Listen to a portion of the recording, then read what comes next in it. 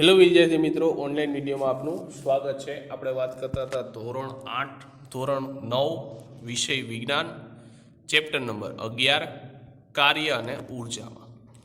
એમાં છેલ્લે આપણે ગતિ ઉર્જા વિશે ચર્ચા કરેલી હતી, બરાબર। અને ગતિ ઉર્જા કોને કહેવાય તો કે પદાર્થ જ્યારે ગતિ કરતો હોય અને ગતિ કરવા માટે એની સાથે જે સંકળાયેલી ઉર્જા છે એ ઉર્જાને શું કહેવાય તો કે ગતિ ઉર્જા કહેવામાં આવે છે। અને ગતિ ઉર્જાનો એકમ શું છે તો કે જૂલ છે। તો ત્યાર પછી આજે આપણે ચર્ચા કરવાની છે કે ગતિ ઉર્જાનું સમીકરણ છે એ આપણે મેળવવાનું છે।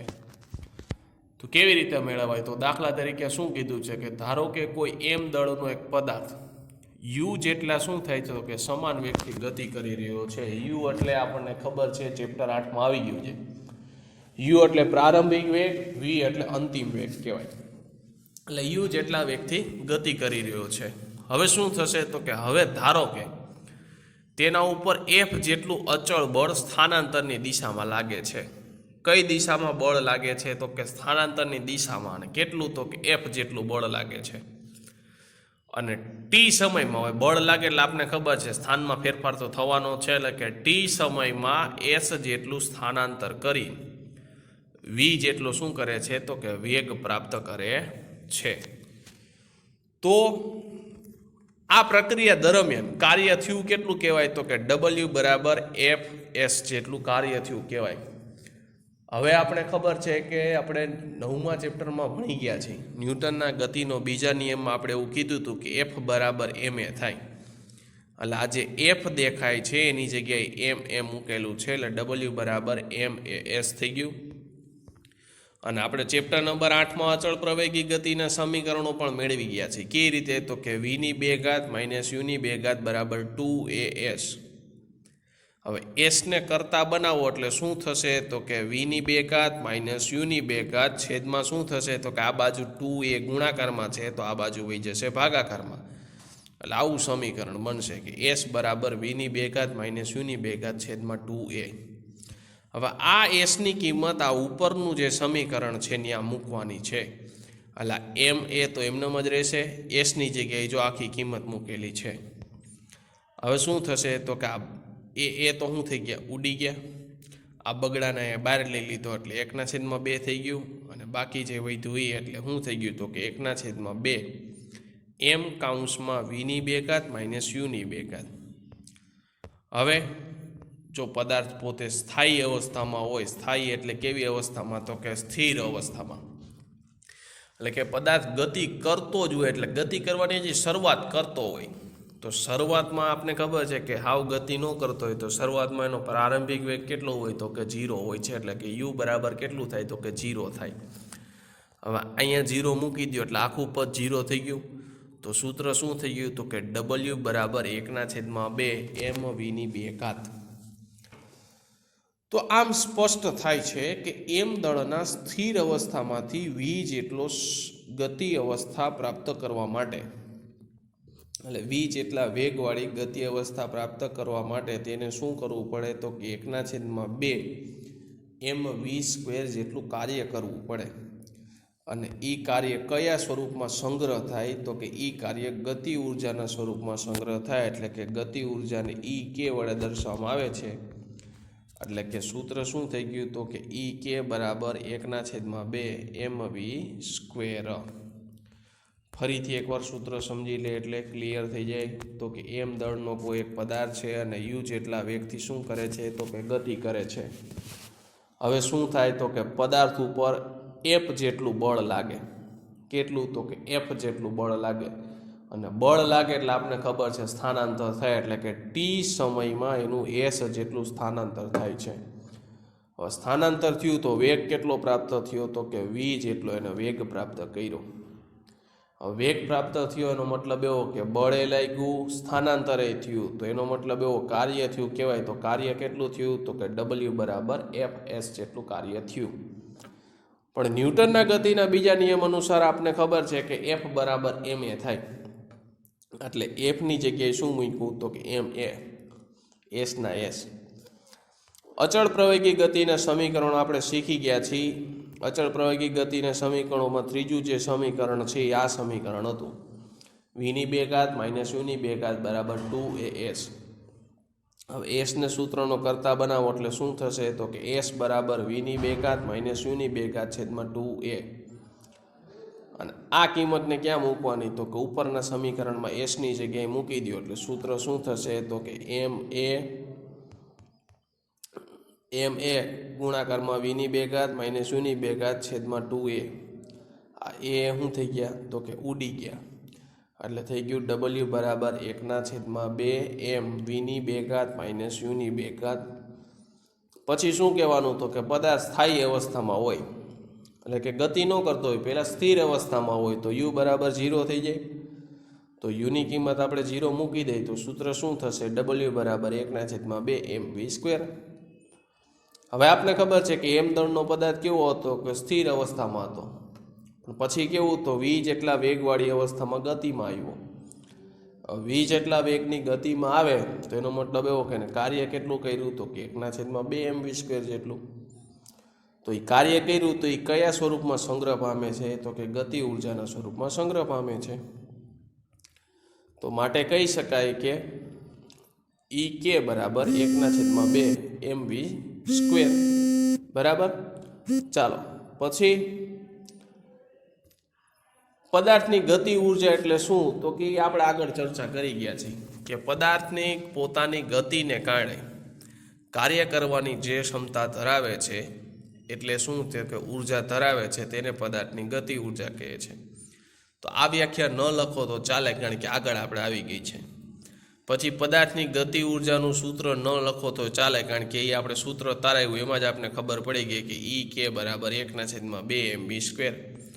દાખલો અત્યારે આપણે કંઈ ગણવાનો નથી એટલે 17, 18 ને 19 પ્રશ્ન નથી લખવાના, ડાયરેક્ટ 20 નંબરનો પ્રશ્ન છે કે ગતિ ઉર્જાને 4 ઉદાહરણ આપો. એટલે તમારે 20મો ક્રમ નથી આપવાનો, તમારે તો નોટબુકમાં જે ક્રમ આવતો એ જ આપવાનો છે. બરાબર.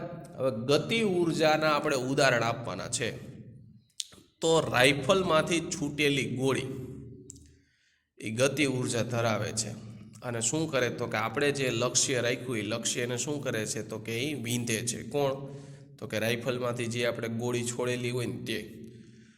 પછી બીજું છે પવનની ગતિ ઉર્જાનો ઉપયોગ એ પવન ચક્કી ચલાવવામાં થાય છે. એટલે કે પવન દ્વારા જે કંઈ ગતિ ઉર્જા લાગે છે એનાથી શું થાય તો કે આ જે પવન ચક્કી હોય એ ફરે છે.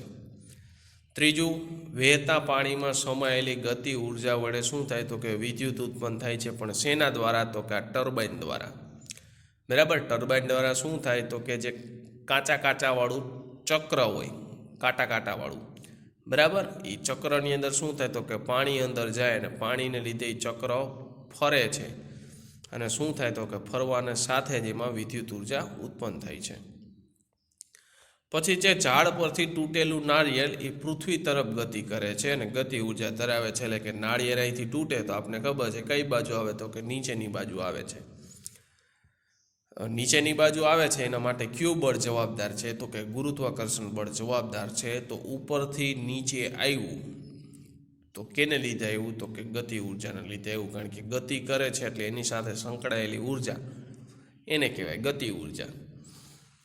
ત્યાર પછીનો પ્રશ્ન છે સ્થિતિ ઉર્જાની વ્યાખ્યા લખો અને એનો એસઆઈ એકમ જણાવવાનો છે. તો સ્થિતિ ઉર્જામાં શું થશે તો કે પદાર્થની સંરચના અથવા તો સ્થાનના કારણે પદાર્થને કાર્ય કરવાની ક્ષમતા છે. હવે કાર્ય કરે એનો મતલબ એવો કે કાર્ય કરવા માટે આપણે શેની જરૂર પડે તો કે ઉર્જા છે, ઉર્જાની જરૂર પડે. તો એ ઉર્જાને કહેવાય છે પદાર્થની સ્થિતિ ઉર્જા અને દર્શાવવામાં આવે છે ઈપી.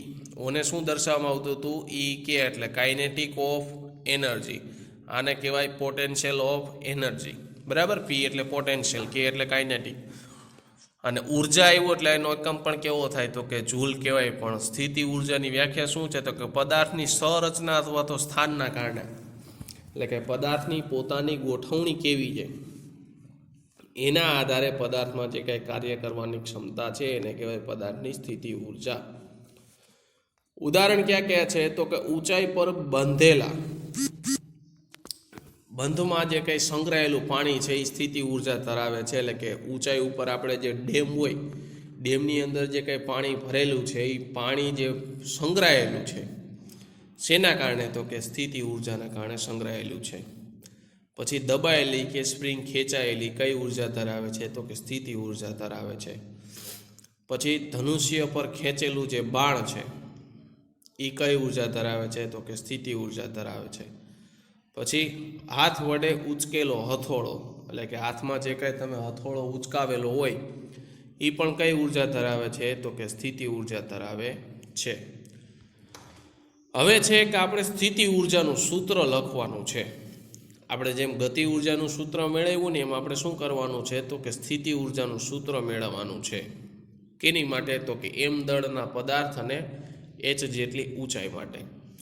તો દાખલા તરીકે આપણે કહીએ કે જમીન પરથી જેમ જેમ ઊંચાઈએ જતા જાય ઉર્જામાં શું થાય તો કે જમીન ઉપરથી જેમ જેમ આપણે ઊંચાઈમાં જઈએ એમ સ્થિતિ ઉર્જામાં વધારો થાય છે. એટલે કે ઊંચાઈ વધતા સ્થિતિ ઉર્જા વધે છે. સંબંધ યાદ રાખજો. શું? ઊંચાઈ વધતા સ્થિતિ ઉર્જા વધે છે. હવે પદાર્થને ઉપર લઈ જવા માટે આપણે શું કરવું પડે તો કે ગુરુત્વાકર્ષણ બળની વિરુદ્ધમાં કાર્ય કરવું પડે. કારણ કે ગુરુત્વાકર્ષણ બળ નીચેની તરફ લાગે અને તમારે ઉપર લઈ જવો છે એટલે એની વિરુદ્ધ દિશામાં કાર્ય કરવું પડે. અને એ કાર્ય કરવું પડે એ કઈ સ્વરૂપમાં સંગ્રહ પામે તો કે ઉર્જા સ્વરૂપે સંગ્રહ પામે છે. અને ઉર્જા સ્વરૂપે સંગ્રહ પામે છે પણ કેના લીધે તો કે ગુરુત્વાકર્ષણ બળના લીધે. એટલે એનું નામ આપવામાં આવ્યું ગુરુત્વ સ્થિતિ ઉર્જા. હવે વ્યાખ્યા શું છે તો કે જમીન ઉપર કોઈ બિંદુ પાસે પદાર્થને જમીન પરથી તે બિંદુ એટલે તમારે જે બિંદુ સુધી લઈ જવાનું છે, જે ઊંચાઈ સુધી લઈ જવાનું છે એની વાત કરે છે. ગુરુત્વાકર્ષણ બળની વિરુદ્ધ દિશામાં. કારણ કે ગુરુત્વાકર્ષણ બળ નીચેની તરફ લાગે ને તમારે પદાર્થને લઈ જવાનું છે ઉપરની તરફ. તો જે કાંઈ કાર્ય કરવું પડે એ કાર્યને કહેવાય છે પદાર્થની ગુરુત્વ સ્થિતિ ઉર્જા. સૂત્ર શું છે તો કે દાખલા તરીકે અહીંયા કોઈ એક પદાર્થ છે. પદાર્થને તમે અહીંથી તમારે ક્યાં લઈ જાઓ છે? ઉપરની ઊંચાઈ તરફ લઈ જાઓ છે. એટલે આકૃતિ પણ તમારે દોરવાની છે. તો અહીંથી તમે ઉપરની તરફ લઈ ગયા એટલે કે એચ જેટલી ઊંચાઈએ તમે ગયા. તો આકૃતિમાં દર્શાવ્યા મુજબ એમ દળના પદાર્થને એચ ઊંચાઈએ લઈ જવા માટે બળની જરૂર પડે છે. હવે આપને ખબર છે કે પદાર્થને જમીન ઉપરથી એચ ઊંચાઈ સુધી લઈ જવા માટે બળ કેટલું હોય તો કે વજન બળ જેટલું હોય. અને વજન બળ કેટલું હોય તો કે વજન બળનું સૂત્ર છે mg. જે વજનનો આપણે તફાવત પણ ભણી ગયા છીએ. બરાબર. અને હવે પદાર્થ ઉપર કાર્ય જેટલી ઉર્જા સંગ્રહ પામે છે એટલે કે પદાર્થ ઉપર જેટલું કાર્ય થતું હતું એટલી જ ઉર્જાનો સંગ્રહ થયો. તો કાર્ય કેટલું થાય તો કે કાર્ય બરાબર બળ ગુણ્યા સ્થાનાંતર. હવે બળ આપને ખબર છે mg અને સ્થાનાંતર એટલે અહીંયા સ્થાનમાં બદલાવ નથી થતો, ઊંચાઈમાં ફેરફાર થાય એટલે h. તો સૂત્ર બની ગયું mg h જેટલું. તો માટે કહી શકાય છે કે સ્થિતિ ઉર્જા કેટલી થઈ તો કે mg h જેટલી સ્થિતિ ઉર્જા થઈ છે. પછી છે ગુરુત્વ સ્થિતિ ઉર્જાની અગત્યની ખાસિયત જણાવવાની છે અને આકૃતિ દોરીને આપણે સ્પષ્ટ કરવાનું છે. તો કે એમ દળના પદાર્થને જમીનની એચ ઊંચાઈ જેટલી અચળ વેગે લઈ જવા માટે તેના ઉપર બળ લગાડવું પડે છે. અને બળ કેટલું હોય તો કે એના વજન બળ જેટલું હોય. અને વજન બળ કેટલું હોય તો કે mg જેટલું હોય છે. અને કેટલી ઊંચાઈ તો કે એચ ઊંચાઈ આપણે લઈ જવો હોય તો એચ ઊંચાઈ લઈ જવા માટે એની ઉપર સ્થિતિ ઉર્જા કેટલી થાય તો કે mg h જેટલી થાય છે. હવે તો કે પદાર્થ પર mg વડે, mg એટલે કોણ તો કે વજન બળ, અને mg વડે થયેલું જે ગુરુત્વાકર્ષણ બળ છે એના ઉપર કાર્ય કેટલું થાય તો કે પદાર્થનું પ્રારંભિક અને અંતિમ સ્થાન ઉપર આધાર રાખે છે. એટલે કે પદાર્થ ક્યાંથી ગતિ કરવાની શરૂઆત કરી અને ક્યાં પૂરી થશે એના ઉપર આધાર રાખે છે, પણ એનો ગતિપથ એટલે એના રસ્તા ઉપર આધાર રાખતો નથી. દાખલા તરીકે અહીંયા જો તમને આપેલું છે કે એક પદાર્થ અહીંથી સીધો ગતિ કરે છે અને બીજો પદાર્થ શું થાય તો કે વાંકા ચૂકા રસ્તા ઉપર ગતિ કરે છે. તો હમણાં જ મેં કીધું કે પદાર્થ પોતાની ગતિના રસ્તા ઉપર આધાર નથી રાખતો. બરાબર. તો આવી આકૃતિમાં એક પરિસ્થિતિમાં દર્શાવેલું છે કે એક બ્લોક A થી B સુધી જાય છે, પણ બેયના રસ્તા કેવા છે તો કે અલગ અલગ છે. તો આમ કહી શકાય કે પદાર્થ ઉપર કાર્ય કેટલું થાય તો કે mgh જેટલું જ થાય, એટલે માટે કહી શકાય કે એના રસ્તા ઉપર આધાર નથી રાખતું, જેટલી સ્થિતિ ઉર્જા હોય એટલી જ રહેવાની છે. બરાબર. તો અહીંયા સુધી આપણે રાખીએ છીએ. નેક્સ્ટ વિડીયો લેક્ચરમાં આપણે ઉર્જા સંરક્ષણનો નિયમ કે જે મોસ્ટ આઈએમપી કહી શકાય છે એના વિશે આપણે આગળ ચર્ચા કરશી. તો આજે જેટલા જે પ્રશ્નો સમજાવેલા છે એ તમારે તમારી ફેરબુકમાં સારા અક્ષર લખવાના છે. Thank you.